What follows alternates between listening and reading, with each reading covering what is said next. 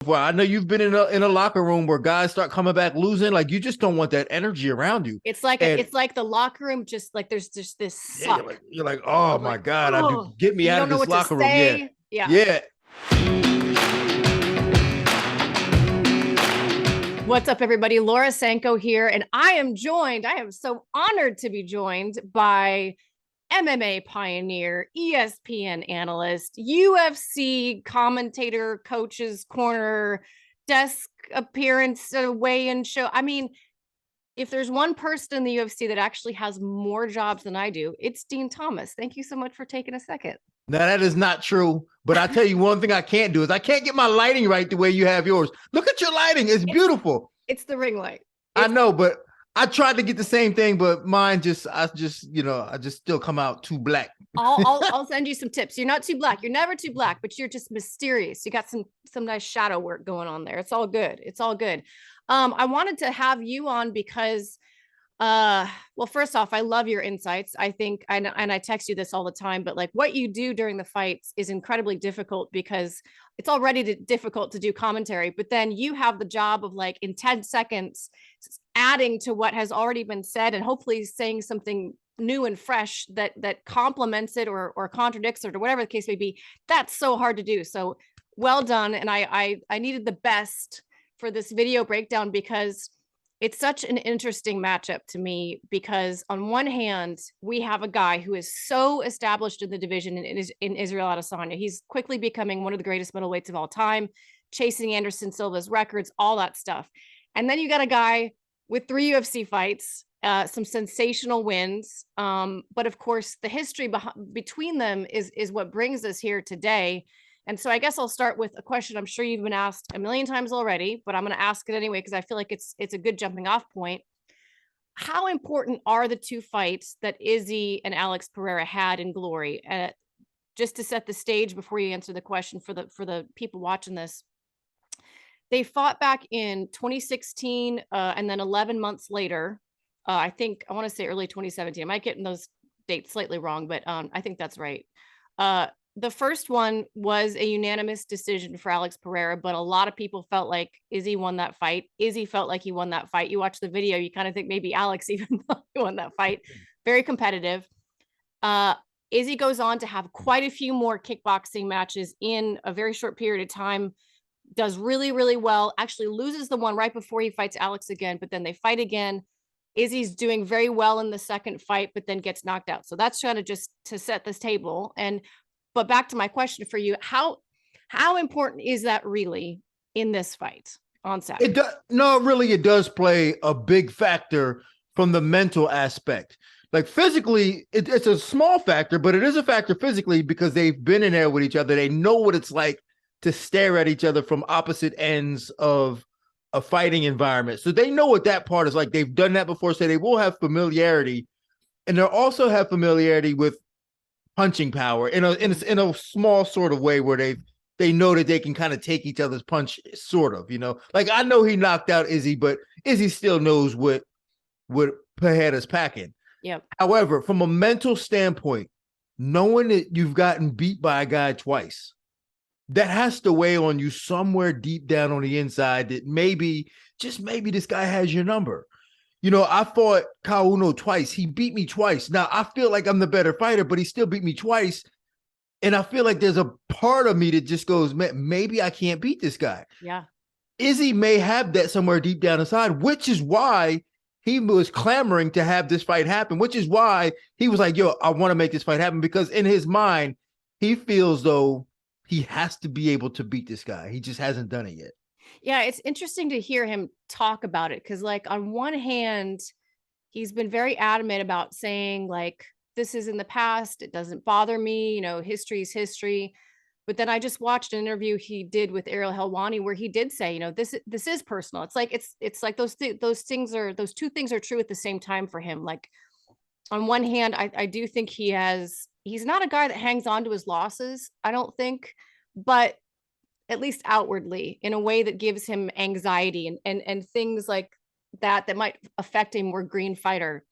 But then for him to immediately admit, but it is personal, I think really speaks to what you said. And I actually had a chance. So not a lot of people know this, but Alex Pereira's coach, not Glover Teixeira, but his other coach, the guy that does the interpreting for him, the big heavyweight guy, Yeah, was yeah, my yeah. was one of my first MMA coaches. So Plenio Cruz, right? Is yes, that so who it is? Yeah. I know Plinio Cruz a lot, really, really well from when I trained in New York. He was my MMA coach for several years there. And so I called him last night and we had a really long conversation about a lot of the factors in this fight. And it's interesting because he made it very clear that this is very personal to Alex as well. There's a specific video or an interview that Izzy did about 2 years ago where he says, every time I have a win, he makes sure to tweet something out. He's like, but the reality is when I'm champion, he's gonna be some old guy in a bar saying, oh, I beat that guy, years ago, trying to get his I'm bleeping myself on my own Okay, channel yeah, because yeah, I hear I don't you. have to make the editors do it for me.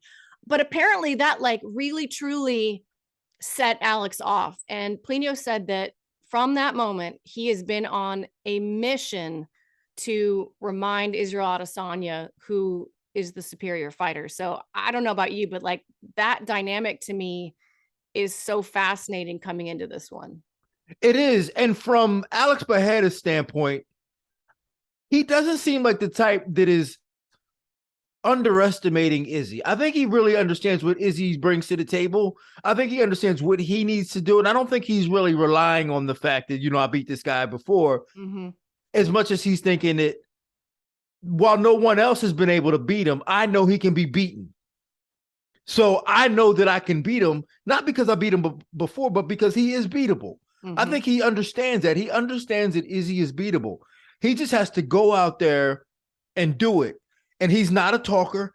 He's a very serious, focused, and calculated man. I spent some time with him a couple of weeks ago. I did a Dean Diaries with him. Oh, did you? Oh, I need to check that out. Yeah, it's coming out this week. It's not even out yet. Okay, good. So, I haven't missed it then. All right. You didn't Everybody miss needs it. to go check that out. Yeah, it's coming out this week. But he's a very serious and focused and concentrated individual. He's calculated. And I don't think he takes Izzy lightly for 1 second, but I do think that he's going to go out there and be focused on winning. And he knows that Izzy can be beaten because he's done it before. But it is a really interesting matchup.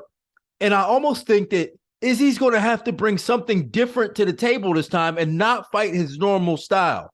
I think Izzy has to do something different. I don't know what it is yet, though, because I don't know what's in his skill set. I think, I've gone so far back and forth on this one. And to be honest with you, it's part of the reason why I called you today and was like, I want to get Dean's thoughts on this too, because like you, I never really was able to settle on what could be that different thing, or if there even should be a different thing. Because one thing I will say is this: when they fought, and it's not just about big gloves versus small gloves. That's a very obvious difference. And we all know that affects defenses to punch, punches are more effective, all this stuff that's pretty obvious. But I think one of the things that struck me as I was watching their first two fights is the difference in range, right? Like, because Izzy, when he fights MMA, is so long range. When that's where he likes to live until he doesn't. Like he's out here until he finds a moment to come in and attack.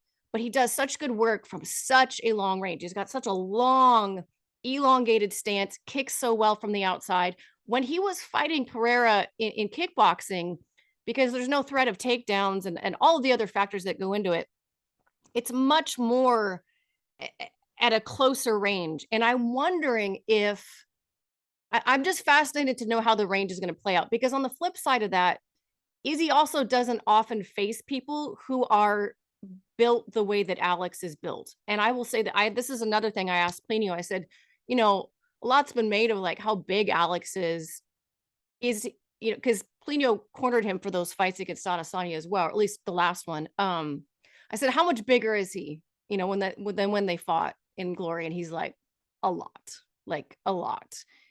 And it's the grappling. He said, he's really only been training MMA since his LFA fight, like full-time MMA since his LFA fight.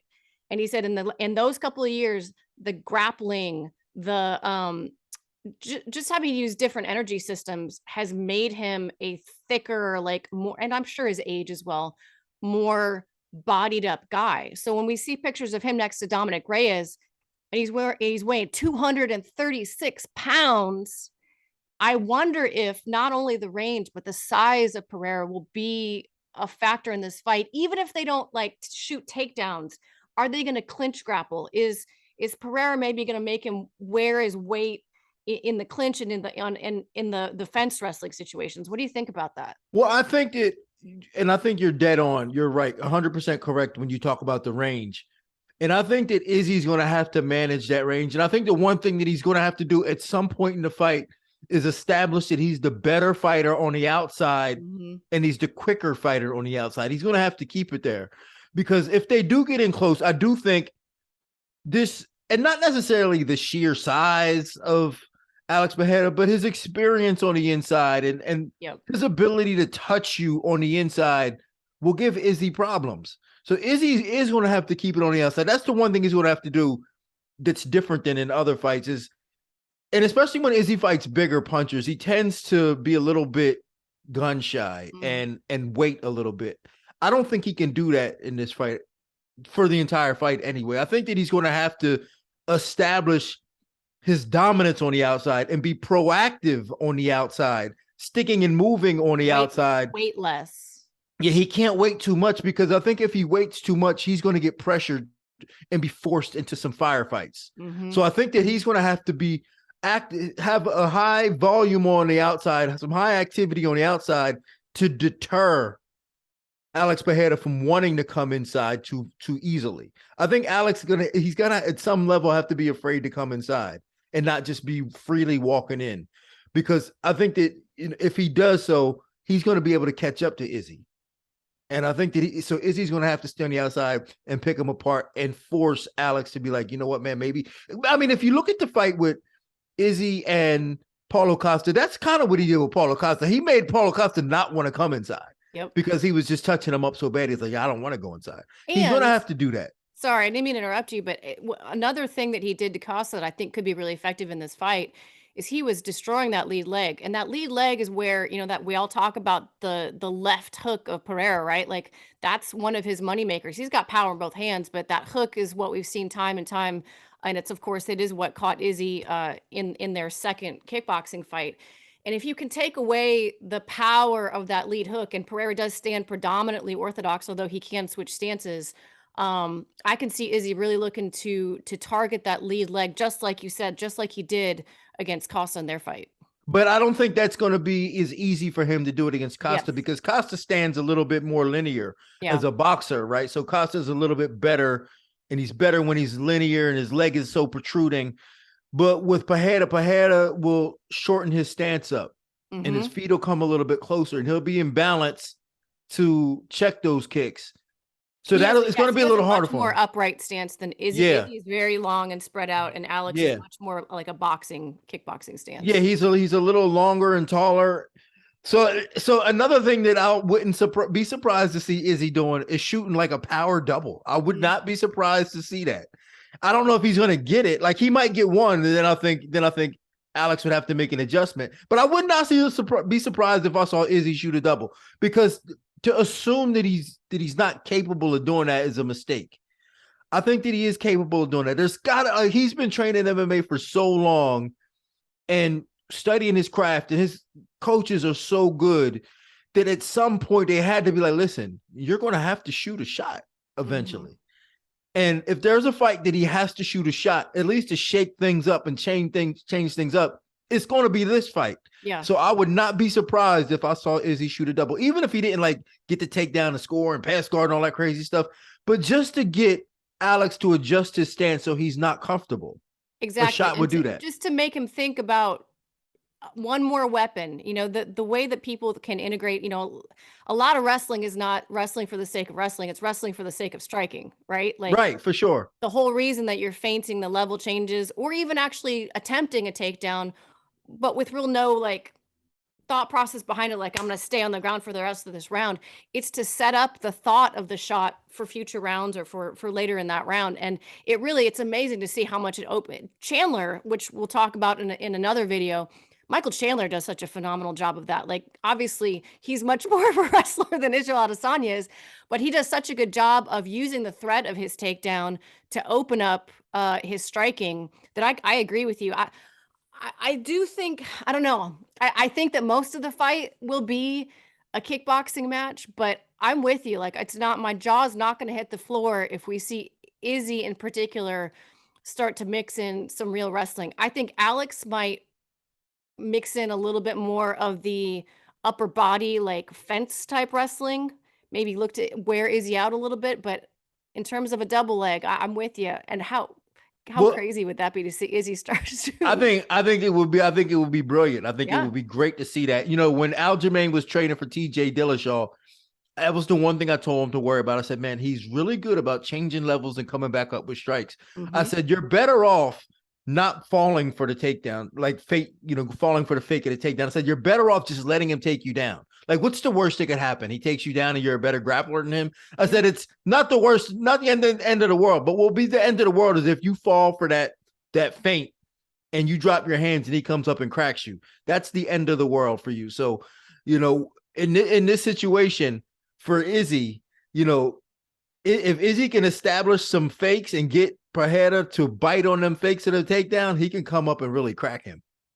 Do you think we're going to see Izzy fight a lot differently than he did against Cannonier because of the narrative about, people starting to feel like he's not as exciting a champion or not as exciting a fighter as we would want him to be or whatever? Or is that something that, when you're a champion, you can't allow the thoughts of the masses to dictate your game plan and your strategy? Well, that's the one thing about champions, and I've been around a couple of them, and they don't care what people think about the Yeah, way you they can't. fight. They don't care. Yeah. They like, listen, I'm the champ for a reason. I'm the one who won this belt based on the way I fight. I'm the champ for a reason. That's not going to, what people think, that narrative is not going to change the way Izzy fights. What will change the way Izzy fights is the pressure that's put on him Mhm. during the fight. The opponent can get him to change the way he fights. If Cannonier put more pressure on him, he would have had to fight. Yeah. If Pereira puts more pressure on him, he's going to have to fight. If these guys don't put pressure on him, he's going to sit on the outside and wait for you to make mistakes. You'll get another Yoel Romero fight. Oh, absolutely, because he's not going to change the way he fights. He's going to do what he's not stupid, especially getting knocked out by this man by trying to brawl with him. He's not going to make the same mistake twice. He's too smart for that, and he's got too much to lose for that. You got to force him to fight. He will fight. If you look at his other fights, if you look at some of his other fights, these guys forced him to fight, and he fought. He did fight when he had to fight. He's not a punk. He's not going to back down from a fight. Yeah, it's like people forget the fight that he had with Kelvin Gastelum. That's what I'm thinking about. Like he was all beat up in that fight, and he came out and fought. So he will fight you if you force him to fight. And the man could take a shot. I know, like, this whole narrative is being hung on that vision of him laying on the canvas in the glory, in the glory ring. But the fact is, in MMA, Israel Adesanya has never been knocked down. So the man has a chin. He's taken some big shots from Whitaker. He's taken some big shots from Kelvin Gastelum. Like, it's not that he's got some sort of glass chin that the second Pereira touches him, he's going to go down. But Pereira certainly does have some very scary, scary, scary knockout power. One thing I wanted to talk to you about too is I'm fascinated by the psychology of Izzy's camp leading into this one. And we talked a little bit about in the beginning about this being personal. So that's one factor. Another factor that I think is interesting is you've got 4 guys from City Kickboxing on one card. That is such a powerful thing. If you've never experienced, and I don't think we've ever had 4 on one card. We have, I want to say, had 3 guys on one card. It's crazy to see how much the room changes when you've got multiple guys either on the same card or like in subsequent weekends. The whole room just elevates. And then thirdly, there was an interview that Eugene Behrman did with Ariel Helwani that I found absolutely fascinating. I love listening to that man talk, regardless of what he's talking about. But this in particular really struck me because he was so honest about some changes that they made in the camp. And it really stemmed around,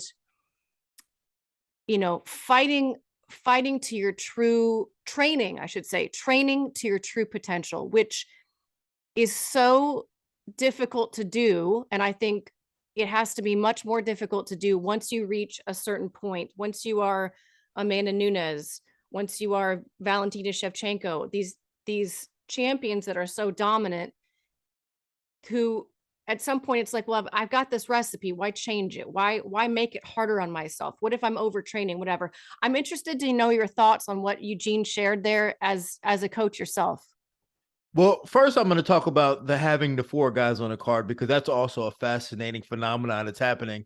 And it can also bite you in the butt too, especially like if these guys start losing early, and that could really ruin the morale and put things in Izzy's head going into the last fight. If 3 of his guys lose or 2 of them lose, yeah. I mean, and we've seen it before. I know you've been in a locker room where guys start coming back losing. Like, you just don't want that energy around you. It's like it's like the locker room, just like there's just this suck. Yeah, you're like, oh my God, I do, get me out of this locker room. Yeah. Yeah. And these are not even your guys. So when they're your guys, it's even worse. I mean, and it doesn't necessarily have a direct correlation, but it could. You know what I'm saying? It could. It's just another element you don't want to have to worry about if your guys start losing. So that could play a factor on Izzy. So that's something that he doesn't necessarily want to worry about. But if they start winning, he's good. It could be a good thing. So you just never know. But the interview with Eugene and Ariel was great.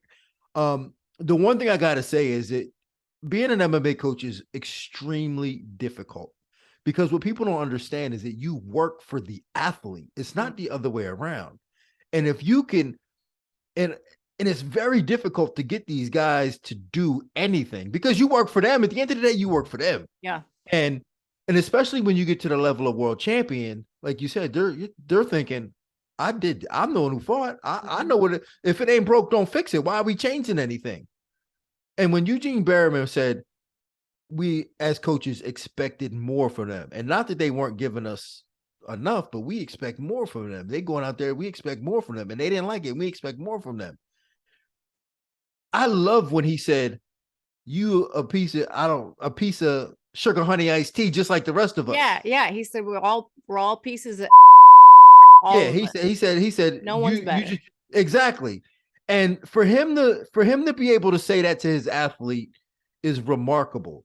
And for him to care about his athlete that much, to not care about their feelings and to have their best interests, is remarkable. And it's not something that you get often. And it's such a delicate balance, because it's impossible not to form a bond. You're not always friends with your coach. Sometimes you are. You're not always friends, but there is a deep bond, especially when when you're in the trenches with someone years and years together, right? Like, there's an intimacy there that's really hard to explain to people. So whether it's like a friendship where we hang out all the time or not, there is a personal bond there. And to risk offending your fighter and possibly changing that friendship dynamic, a lot of coaches are not willing to do that. And you see fighters start to surround themselves with more and more yes people, especially as they become bigger and bigger personas. And so I don't know, I was just incredibly impressed for Eugene to just say, I am not their friend. And I had to remind them of that. Well, I mean, and that was one of the problems I had with Tyron Woodley. As you know, I've been working with him for many, many years. And by the time, he got to the end of his career, it was almost like I couldn't tell him to run, because he was my friend. And he'd be like, yo, I'm hurt today. And I'd be like, yo, take care of your body. Yeah. But at the end of the day, like, as a coach, I should have been like, yo, get up and run. Like, this is what you need. Like, you got a big fight coming, but I couldn't. So I don't think so. At the end of his career, I may not have been the best option as a coach for him, just because I cared about him as a person too much. And it's very difficult, like you said, to remove that friendship and that love that you have for the person, because now you're their coach and you need to get the best out of them as a fighter. And sometimes it's not pretty. Yeah. And for Eugene to be able to separate himself from that and risk losing his guys, like he risks losing, because a lot of them guys go, and in the way a fighter will justify it is they'll go, I can't have this negativity in my camp, but they can't. You can't have that negativity. But sometimes it's not negativity. Sometimes that's the reality of it. And not everything can be, rainbow and sunshine and positivity the way you think it's going to be. Yeah. And it's not bad for the camp always to have it that way. So it's ugly sometimes. And that's why it's hard. It was hard for me to be a coach sometimes, because I'm like, when I get attached to them, like, man, maybe you need somebody else, because I love you too much to tell you the truth. It sounds like it was a tremendously challenging camp. But I mean, when he said, I think he was like, you know, if we did 8 5-minute rounds and I didn't feel like there was, you know, enough effort every minute of every round, we do another 6 rounds right after that. Like that's some old school coaching that when you're green and you're young and you're looking to prove yourself, you'll stick around for. But it's also a compliment to Izzy that and to all those guys. I shouldn't just single him out because they're all veterans in their own right to absorb that and allow their ego to understand that that is what was best for them, even though it felt probably very like, why are you treating me like I'm one of these punks over here that's been here a year, right? Like I'm one of the greatest middleweights, or I'm Brad Riddell, or I'm Dan Hooker, or whatever the case may be. For them to check their egos, I think says a lot about them as people and just about their entire camp, the way that they do things down there. They've really set up an incredible system. Yeah, if they got through that, that had to be really tough because, like you said, you know, veterans have a hard time going through that. They have a hard time listening, and a coach wants some sense of control, and it's hard to get it from veterans, Mhm. which is why I know a lot of coaches don't like working with veterans because veterans come in, especially if you're a little old school, you come Yeah. in and you're used to doing things a certain way, and then now you got this guy, you know, he's your boy telling you what you, and you're like, dude, hold on, what you talk about? Yeah. It's not easy. So for them to put their foot down and say, all right, listen, we've came this far together, but I got to put my foot down, and this is the way it's going to be. It should pay dividends. It really should. If nothing else, when they're in that corner and they're in some tough rounds, they're going into that fifth round, it's even 2-2 and going to that fifth round. You're going to see all that culmination of their relationship really bubble into that 1 minute, and you're going to see it. And you're going to see how much trust they have in each other. You're going to see Izzy look into Eugene's eyes and Eugene looking at Izzy's eyes, and all of it will come down to that moment. And they're going to have that trust in each other and go, remember what we did together? Yeah. Now it's time. This next 5 minutes will dictate the rest of your life. And Mhm. it'll all be worth it if it pays off. I tell you, it will be. I've taken up a lot of your time, so I'm gonna let you go on this one. What you know, I don't really do picks on this channel. It's more just a discussion and insights about the the various matchups and the way their games kind of fit together or don't fit together. So I won't make you make a pick, but I guess the question, it's kind of a softball one. Like, what just when you think about this fight, what is your expectation for the fight, and what do you find to be the most likely outcome in terms of just like the way the fight's going to be? I'm not going to ask you to pick a winner, but like, how do I you mean, like what kind of fight do you think we're going well, to get? that's the weird thing about this fight is that even picking a scenario in which this fight can play out is difficult Yeah, it because is. there's not a lot of sample size and study to to watch Alex Pereira. There's not. There's just not a Mhm. lot of sample size. He hasn't been in enough. And then there's not a lot of sample size of watching Israel Adesanya fight a guy like Alex Pereira. So it's very difficult to tell how this fight's going to play out. But if I had to guess, you know, because I try to put myself in the shoes of the coaches and how maybe I would fight these guys. If I had to guess, I would guess it would be Israel on the outside, touching and moving, just trying to be quick, Mhm. and Alex trying to walk him down Pressure. and yeah, trying to pressure him or corral him into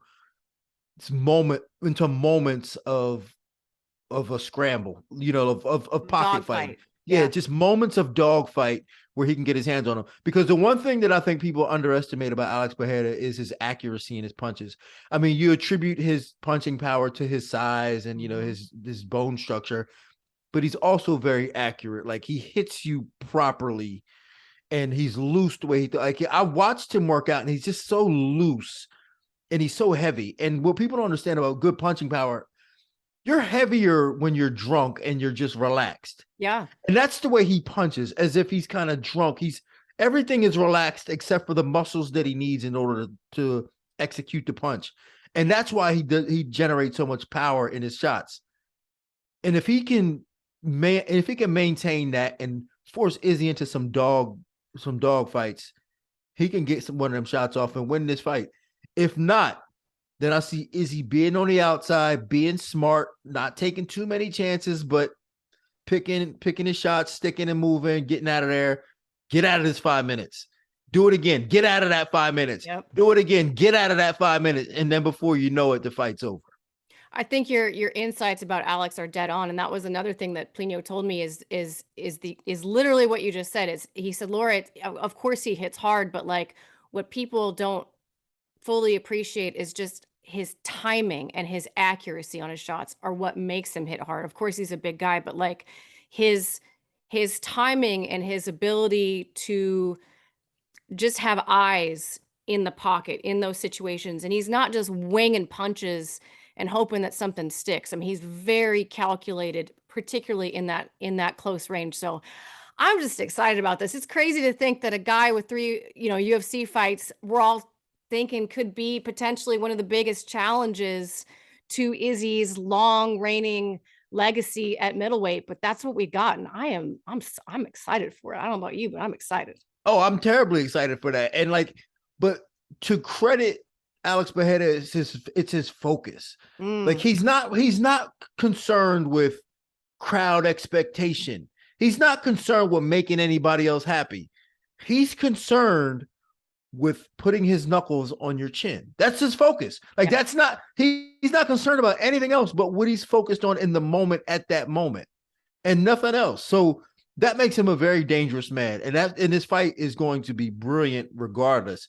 It can't be any other way. That's the one thing I can say is it won't be any other way. Like we won't see Jared Cannonier fall apart and just get nervous and not do what he needs to do. We won't see that out of Alex Pereira because he is that focused on the moment and what's at stake for him at this moment. And he's done it before. He's got that I always call it like GoPro footage in his brain where he knows what it's like to see Israel Adesanya fall right in front of him and know that, he was the one who did that. And that is a very powerful tool to walk into a fight with. I'm super excited about it. Dean, you're so smart. You're just so smart. Stop. No, listen, I'm really so good at your job. I need to have you on here more often. You do need to have me on more often. I'm always here for you. Listen, anytime you say, come on, I'm stopping the car, I'm pulling over and I'm coming on your show. I'm telling you, I promise you. I appreciate it. Well, guys, keep it locked in. And we've got some more coverage coming up, but that does it for the main event. If you liked what we said, give us a like, click subscribe, and would love to know your thoughts in the comments. Do you agree with what we said? Do you disagree with what we said? I always love reading the comments and hearing what you guys have to say. So sound off down there, and we'll see you next time.